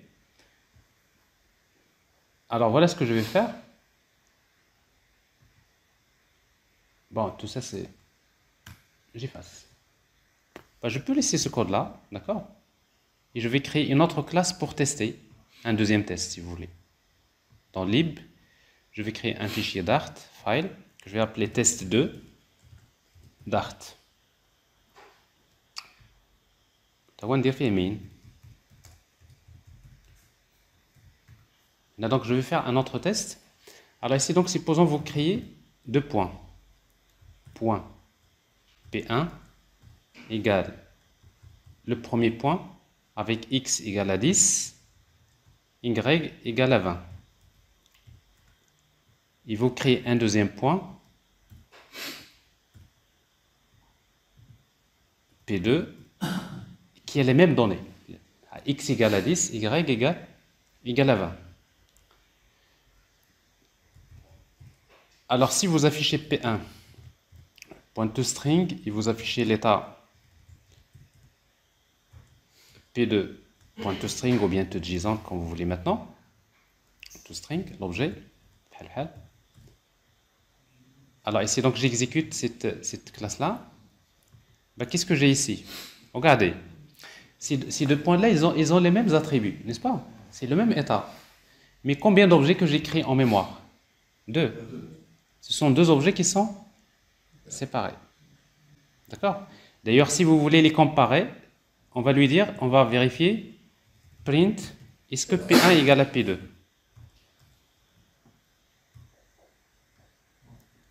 Il va vous afficher false. Vous voyez? P1 et P2, c'est pas la même chose, n'est-ce pas? Parce qu'ils ont des adresses mémoire différentes. Parce que P1, le premier P1, c'est un objet en mémoire, et P2, c'est un autre objet dans... Ce sont deux objets différents. C'est bon? Alors, il y a une autre façon, pour comparer l'adresse mémoire de l'objet, il y a une fonction qui s'appelle identical.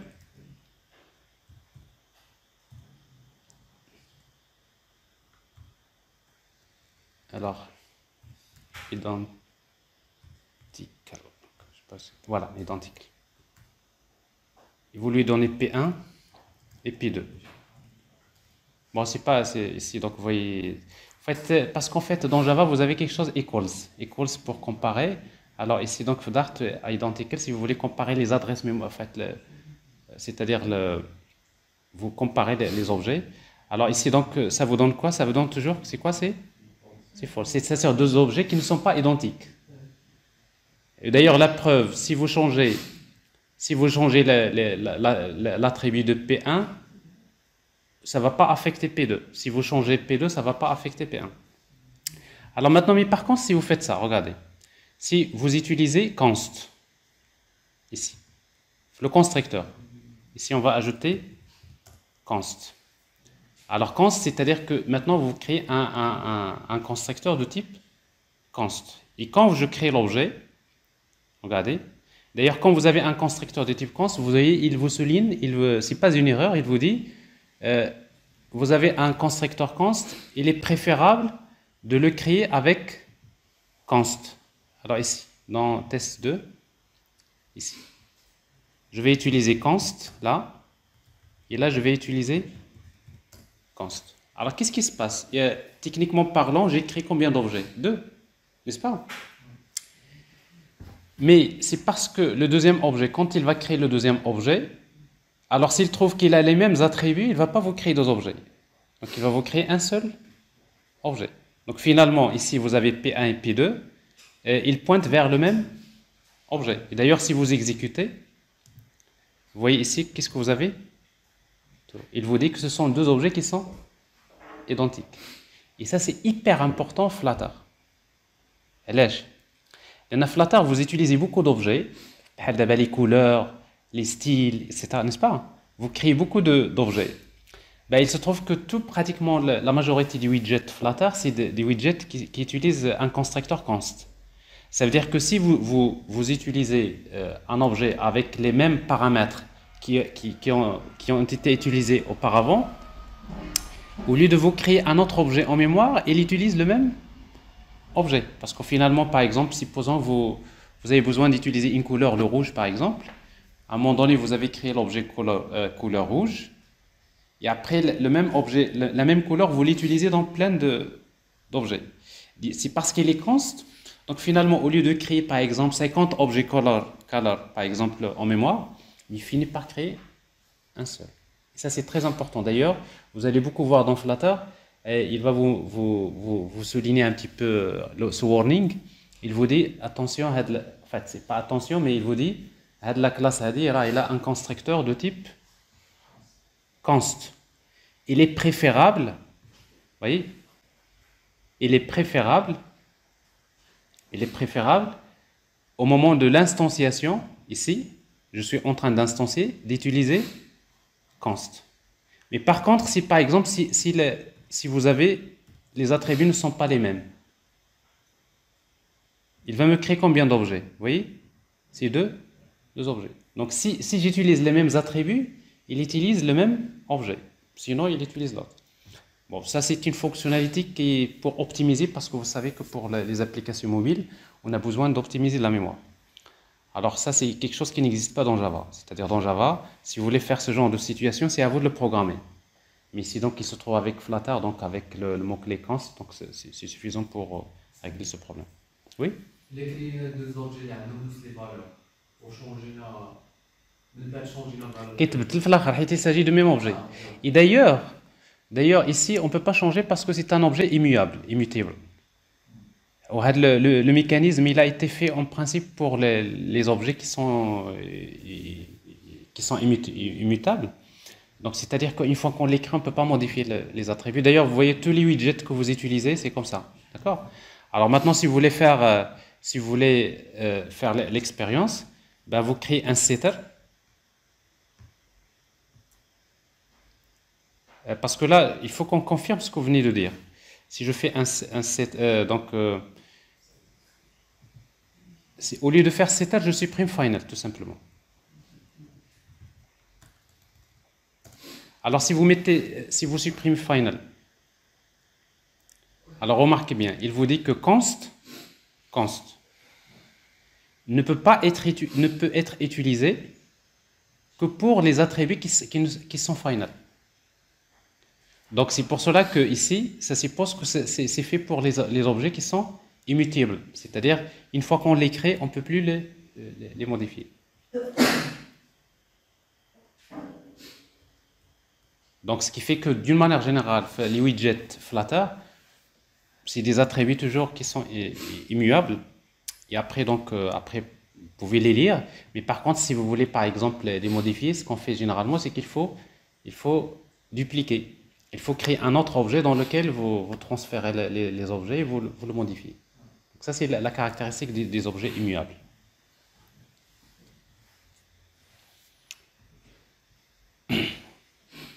Est-ce que c'est clair? Donc vous avez, jusqu'à présent, vous voyez donc j'ai parlé de la classe point, mais à travers cette classe point, j'ai quasiment survolé les éléments essentiels du langage Dart. Alors maintenant, on va voir encore d'autres concepts en passant vers la création de la classe cheap. Donc je vais créer la classe cheap. Donc je vais dire que en fait une figure est définie par combien de points? 2 points. Alors je vais créer un fichier new file, Dart file. Je vais appeler cheap.model Dart.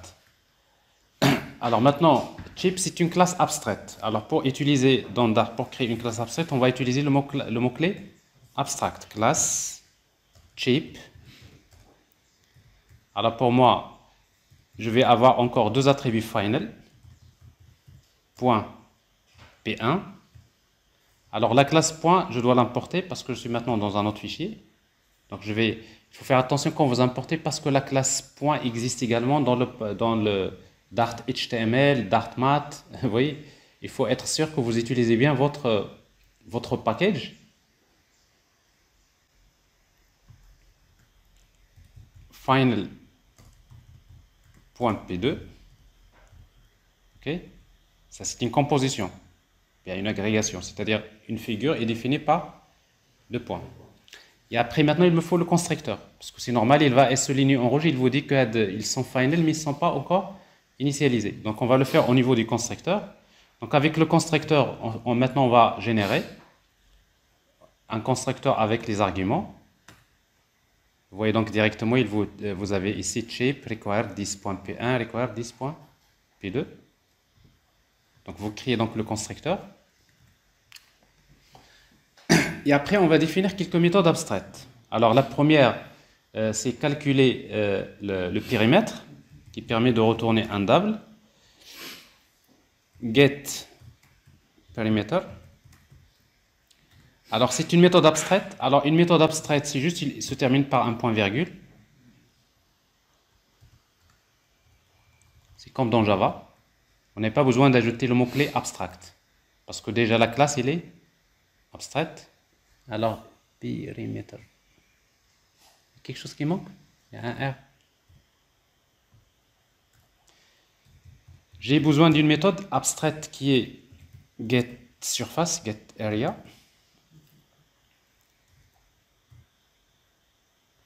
Et j'ai besoin d'une méthode abstraite toJSON. Je vais obliger les classes dérivées à redéfinir la méthode toJSON. Et toJSON, donc en principe, je disais, il va retourner un objet de type map. La clé, c'est string. et la valeur, c'est un objet dynamique. Alors ça, c'est des méthodes abstraites. Alors, je vous rappelle que c'est quoi une classe abstraite? Une classe abstraite, c'est une classe qu'on ne peut pas instancier. Maintenant, si vous allez, je vais faire un troisième test. New Dart file, que je vais appeler test3.dart.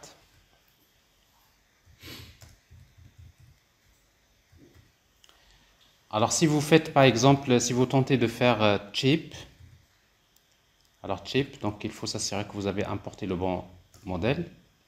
Alors, cheap égale, est-ce que vous pouvez créer cheap? Alors, vous allez voir ici, ben, il vous dit que, alors, si vous dites par exemple P1 égale point de, à quoi est égal X? C'est 10, Y égale à 60, virgule, il y a un deuxième point, donc ça c'est P2 plutôt, P2, c'est point avec X égale, Y égale. Alors vous êtes en train de tenter de créer quoi? De créer un objet cheap avec P1 égale à quoi? P1 c'est un point. Et P2 c'est un point. Mais ici ça passe pas, pourquoi? Vous voyez donc il vous dit que parce que la cheap c'est une classe qui est abstraite. Et une classe abstraite, je ne peux pas l'instancier, je ne peux pas créer un objet d'une classe abstraite. C'est comme si vous dites par exemple, j'ai une application qui gère des étudiants et des enseignants. Et après, étudiant, enseignant hérite de la classe personne. Personne, c'est une classe qui est abstraite. Est-ce que ça a un sens de créer un objet de type personne? Non. Pour créer un objet, je dois créer soit un objet étudiant, soit un objet enseignant. Un véhicule. Je crée une application qui permet de gérer des véhicules qui peuvent être soit des voitures, soit des camions, par exemple. Donc vous voyez, donc classe voiture hérite de véhicule et camion hérite de véhicule. La classe véhicule, c'est une classe abstraite. Donc généralement, la classe abstraite, elle est faite juste pour créer les classes dérivées. Dans une classe abstraite, c'est pour déclarer tout ce qui est en commun aux classes dérivées. Donc c'est ce qu'on fait ici. Donc on va dire que pour nous, tous les types de figures, ils sont définis par deux points. Bon, ça c'est juste un... Il y a un constructeur, mais vous avez également des méthodes abstraites. Alors les méthodes abstraites, ça veut dire qu'on est obligé de les redéfinir. Donc concrètement, une classe abstraite ne sert à rien s'il n'y a pas de classe dérivée. Si on ne fait pas de l'héritage, une classe abstraite, ça n'a pas d'utilité en quelque sorte. À moins si vous voulez définir des méthodes statiques que vous pouvez utiliser donc, pour un besoin particulier. Alors donc maintenant ce qu'on va faire, c'est qu'on va créer un cercle. On va créer rectangle d'abord et cercle. Bon, c'est la même chose, on va créer cercle. File. Je vais créer un fichier que je vais appeler circle model dart. Alors, comment la classe cercle, c'est une classe qui hérite extend. Alors pour faire l'héritage, donc on utilise le mot-clé extend. On va hériter de cheap. Voilà. Alors maintenant, vous voyez que quand vous héritez d'une classe abstraite, on hérite des méthodes abstraites. Donc c'est pour cela qu'elle est soulignée en rouge. Qu'est-ce qu'il vous dit? Ben, il vous dit, donc il faut redéfinir les méthodes. Donc si vous faites Alt-Entrée, donc je vais lui demander, redéfinis-moi les trois méthodes. Vous voyez, donc il y a la méthode getArea, perimeter et JSON. Mais également, il me faut un constructeur. Parce qu'en fait, ici, dans la classe cheap, j'ai un constructeur qui reçoit deux paramètres. Donc la même chose. Ici, on va définir un constructeur pour le cercle. Et si vous définissez le constructeur, vous allez avoir quelque chose comme ça. Vous voyez, donc un constructeur ici, donc c'est quoi? Pour créer un cercle, j'ai besoin de lui donner quoi? P1, un point P1 et un point P2. Alors ces paramètres sont obligatoires. Et maintenant, le constructeur de la classe peut faire appel au constructeur de la classe parente. Alors comme dans le langage Java, pour faire appel au constructeur de la classe parente, on utilise le mot-clé Super. Mais sauf que si c'est différent, on va mettre deux points directement super. Et donc j'appelle le constructeur de la classe chip. Et qu'est-ce que je lui transmets? P1. C'est quoi P1? C'est P1. Et P2, c'est quoi? C'est P2. Donc voilà. Donc quand vous avez un héritage, donc quand vous créez un constructeur, vous aurez toujours besoin de faire appel au constructeur de la classe parente. Donc c'est comme ça qu'on le fait. Alors maintenant, la classe cercle est définie. Maintenant, comment calculer la surface? Pour moi, un cercle ici. Alors généralement, par défaut, vous avez toujours true, un implemented error, c'est-à-dire c'est pour indiquer que cette méthode n'est pas encore implémentée. Donc si vous appelez la méthode alors qu'elle n'est pas implémentée, donc ça va vous générer une exception. Alors, calculer la surface d'un cercle. Alors la surface d'un cercle, c'est quoi, comme je disais? C'est le rayon pi r au carré, n'est-ce pas? Alors maintenant, il me faut le rayon. Le rayon, qu'est-ce que j'ai ici? Donc j'ai P1 et P2, n'est-ce pas? Mais à quoi est égal le rayon? Radius. Le rayon, quoi? C'est la distance entre P1 et P2. Parce qu'en fait, je disais que pour notre cercle ici, P1, c'est le centre, et P2, c'est un point du cercle. Et comme j'ai déjà la méthode distance, donc je peux utiliser P1, point, distance to P2. Donc ça, c'est le rayon. Ok? C'est clair?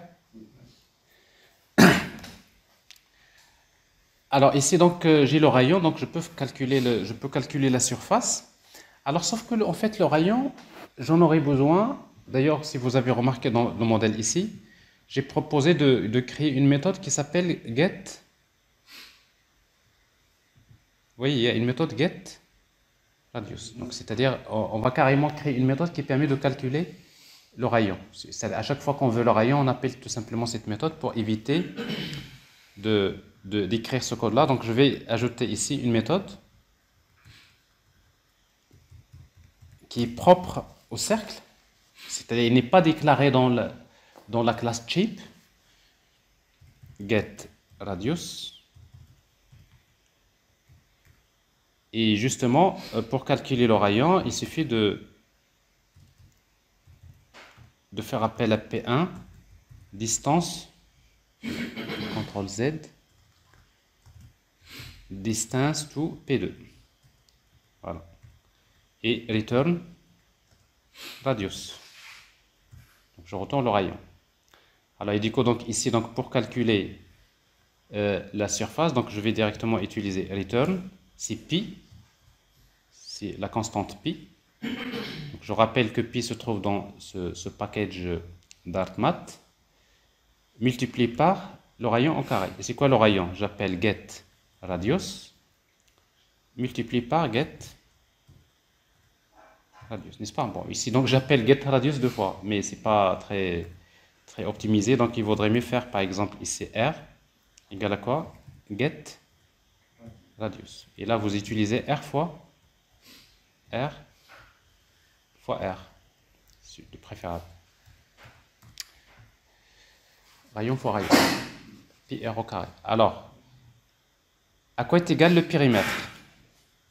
Le périmètre dit 2 fois pi r. Donc, return 2 fois pi fois get radius. Et maintenant, te JSON. Alors, pour moi, pour retourner le JSON, en fait, en JSON, pour un cercle, je vais retourner un objet map, dans lequel je vais spécifier le centre, center. C'est quoi le centre le centre, c'est quoi? C'est P1. Mais P1, lui-même, je peux le convertir en JSON. Donc, j'appelle point_to JSON. Ouais, donc center, c'est un point. Donc, c'est plutôt center, c'est quoi? C'est P1 plutôt JSON, virgule. Et j'ai besoin de garder le rayon. Radius.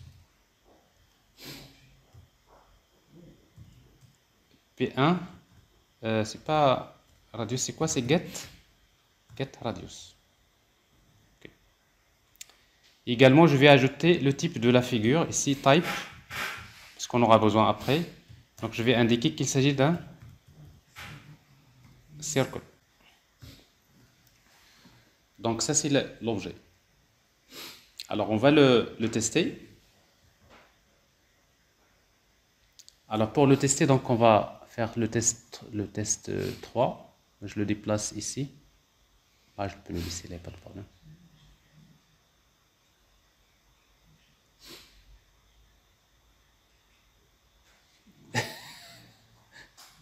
Ça va? Tu es grippé, n'est-ce pas? لا حيت حسيت بك سميت إلا حسيتي براسك tu peux faire un petit tour. Bien, alors ici donc je reviens pour le test. Maintenant je ne peux pas créer shape, mais par contre je peux déclarer un objet de shape. Oui, shape. Et après je crée l'objet shape. Je déclare une variable de type shape, mais je peux lui affecter un objet de type circle. Pour ça je peux le faire. Maintenant je crée un cercle. P1. P1 c'est un point, n'est-ce pas? Donc c'est-à-dire c'est point x c'est 10, y 20.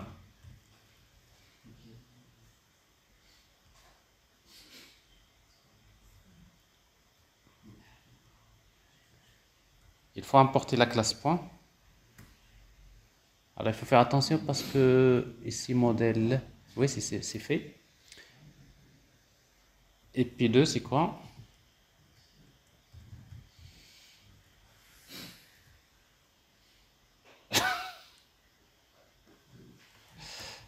Vous suivez? X c'est quoi? C'est 30, Y 60. Alors qu'est-ce qui manque à ça?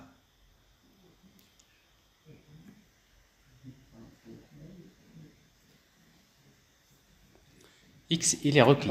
C'est x, y. Merci. Alors ça, c'est juste pour voir un petit peu. Alors ça, c'est X, parce que le paramètre X, il est obligatoire, donc il faut le faire. Et point ici, X égale à quoi? Et là, c'est Y de point. C'est bon?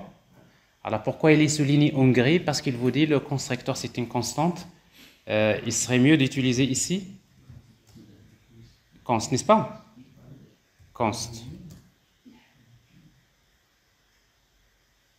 Alors, si vous voulez, ça c'est des choses que vous faites maintenant dans Flutter. Vous voulez formater. Vous savez, parce que parfois écrire des objets comme ça, parfois c'est un peu difficile à lire. Donc, on va formater avec, comment il s'appelle? Avec Android Studio. Alors, quand vous utilisez code, vous avez format. Voilà, reformat code with Dart format. Alors si vous faites ça, alors vous voyez ici, donc il n'a pas pu faire, il n'a pas pu indenter. Alors donc ici, rectifier ça oui. Donc je sentais que tu te sens pas à l'aise. Donc, en principe, si vous voulez que les DE puissent vous formater, il y a une chose. Quand vous créez par exemple un objet avec des attributs comme ça nommés, vous avez x, y, vous ajoutez une virgule après. Même si vous n'avez pas d'autres attributs, ça fait partie des bonnes pratiques. Donc, quand vous créez votre objet, vous mettez virgule. Là, syntaxiquement, il l'accepte. La même chose ici. C'est quand vous dites virgule, c'est-à-dire on peut toujours ajouter d'autres attributs. Parce que vous faites les attributs d'un constructeur nommé sont toujours optionnels. Mais qu'est-ce que ça va vous ajouter? Parce que ici, quand vous mettez code, regardez, format with Dart format, regardez. Donc il a, en fait, c'est grâce à cette virgule-là, il vous formate assez rapidement le code. Je vois clairement ici, c'est comme un cercle, il est défini par un point, plutôt P1 c'est quoi? C'est un point avec X, Y, et voilà, P2 c'est un point de X, Y. Et là, il vous affiche des trucs comme ça. Ça c'est la fin du point, et ça c'est la fin du cercle. Donc vous voyez, donc ça fait partie des bonnes pratiques. Quand vous créez un objet, attribut valeur, et après, à la fin, vous terminez toujours par une virgule. Parce qu'après, avec, si vous voulez reformater votre code, c'est plus simple de faire comme ça. Donc ça, c'est un cercle créé, tout simplement. Alors, une fois qu'on crée notre cercle, maintenant, on va l'utiliser. On va utiliser print. Alors, juste après ce test-là, on va faire la pause, d'accord? On va prendre la pause. Donc, j'ai créé donc l'objet, je l'ai appelé chip. D'accord? Alors, qu'est-ce que je peux faire maintenant pour chip? Donc, je vais utiliser, c'est quoi? Je peux afficher print. Alors, chip.getPerimeter.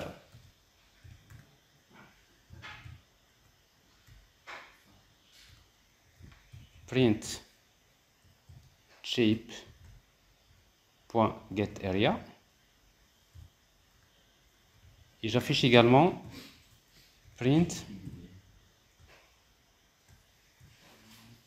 chip to JSON.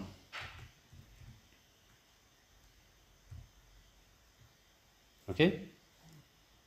Alors, c'est tout ce que j'ai dans le chip, n'est-ce pas? Alors, si j'exécute, alors la même chose, vous voyez ici, donc, oui, matériel d'art. Alors, ça, c'est des petites choses.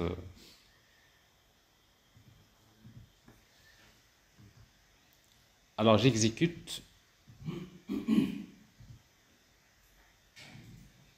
Alors, ici, il y a un point virgule qui manque sur test 3. Ici. Voilà. Ici, donc, quand je fais return, il ne faut pas oublier ici de mettre un point virgule.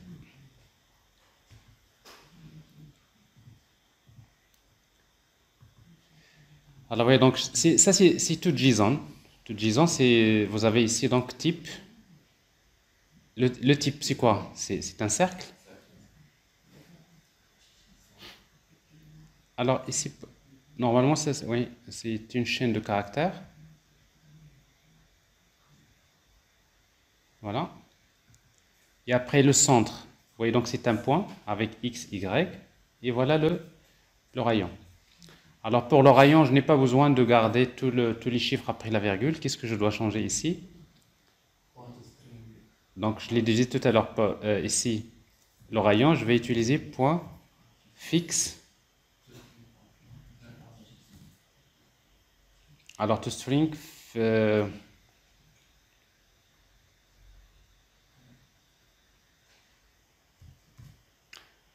toString, voilà, as fixed, quoi, combien de décimales? 2. Alors, toujours ici. Donc là, c'est bon. Bon, là, c'est pareil, c'est bon, etc. De toute façon, l'affichage, maintenant, vous savez le faire. Alors ici, donc, j'affiche le périmètre. toString as fixed, 2 chiffres après la virgule. 2 chiffres après la virgule. OK. Mais par contre, est-ce que je peux appeler, ce serait le dernier point, est-ce que je vais appeler la méthode getRayon. Print chip.getRadius. Je n'ai pas l'accès. Pourquoi? Parce que ici, chip, il est déclaré de type chip. Non, c'est pas qu'il est abstrait. C'est que mon objet, c'est un cercle. Mais l'objet, il est déclaré de type chip. Donc ici, donc, soit que je mets, au lieu de chip, c'est circle. Ici, et dans ce cas-là, je peux accéder, ou bien ici, vous pouvez utiliser, regardez, ici, if chip is, parce que chip, ça peut être soit un cercle, soit un rectangle, et ça, on en aura besoin. Si c'est un cercle, alors head is, c'est comme dans Java, instance of. Si vous voulez tester si un objet est une instance d'une classe, on fait ça. Si c'est un cercle, alors vous voyez ici, donc quand vous mettez print, chip, même chip c'est un chip, mais si vous faites ça, vous allez trouver getRadius. C'est-à-dire, en fait, le compilateur de Dart, il sait que vous êtes à l'intérieur de... C'est-à-dire, il fait le casting implicite. Le compilateur, il fait ce casting implicite. Donc, on n'a pas besoin. Ça, c'est... Java, non, il faut faire un cast hein, pour pouvoir accéder à cette méthode. Mais ça, c'est également un petit détail qui est important qu'on va utiliser. Alors, je sais que si c'est un cercle, mais toujours, c'est... Vous faites ça, bon, là, ça vous affiche, vous voyez, donc ça affiche le rayon. Sinon, vous dites, vous faites ça, print, shape, as, circle. Parce que vous êtes sûr déjà que, shape, c'est un cercle. Donc, vous faites le cas comme ça. Donc, shape, as, circle. Et après, vous appelez la méthode get radius. Et ça marche également. Donc, soit que vous faites ça. Ça, on le fait généralement quand on veut tester sur plusieurs. S'il s'agit de cercle, je fais ça. S'il s'agit de rectangle, je fais ça. Donc, ça, on va le voir tout à l'heure. Et là, ça marche également. C'est bon? Voilà, alors ça c'est en quelque sorte la première partie. Alors tout à l'heure après la pause, on va revenir pour faire la même chose pour rectangle. Et après on va terminer avec cette classe. Et comme ça l'après-midi, on va faire une application, on va faire un cours sur la partie comment faire le state management sur Flutter. Et donc dans ce cas-là, je vais supposer que vous connaissez les concepts fondamentaux de l'orienté objet. On peut pas être un bon programmeur mobile si vous ne maîtrisez pas les concepts fondamentaux de l'orienté objet. Vous pouvez faire des applications, vous pouvez faire des petites applications, mais quand vous serez en entreprise, on vous demande de structurer le code. Il faut que la couche repository dans une couche, la couche service, il faut séparer la couche UI, il faut utiliser donc le modèle, il faut le créer. Donc, ce qui fait c'est-à-dire cette partie-là, il est fondamental. Il ne faut pas la négliger.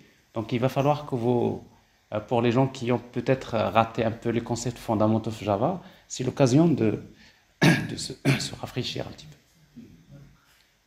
C'est bon? Alors, pour les autres, est-ce que vous avez une question? Comme ça, on prend une pause.